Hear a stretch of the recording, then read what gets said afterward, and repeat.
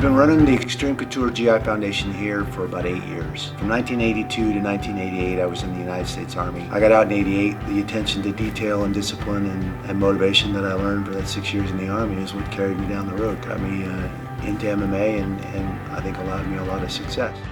20 plus years later, a friend of mine was like, dude, we're having a big barbecue at the Fisher House at Walter Reed Hospital. We're going to go to Belvoir, and stuffed care packages are going to go straight to the guys over on the front lines. So we all went to DC, went into the wards. It was a pretty rough day. The next year, I go to Iraq.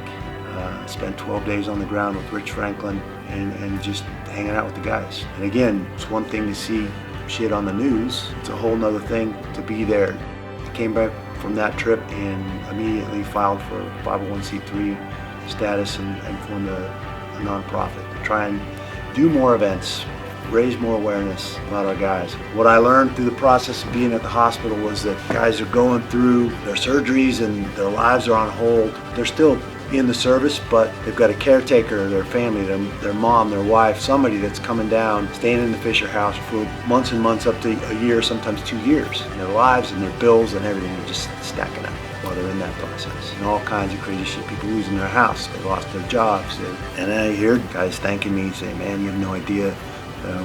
We just had a guy that I'd met a couple years ago here. He was a great guy, great teacher, stepped on a pressure plate IED and lost both his legs. So here's a guy I know personally, got to go out there and give him a check from this foundation to help them get back on track and stay on track. And the guy was so upbeat. The view of life that he had after that experience and making that sacrifice was pretty remarkable.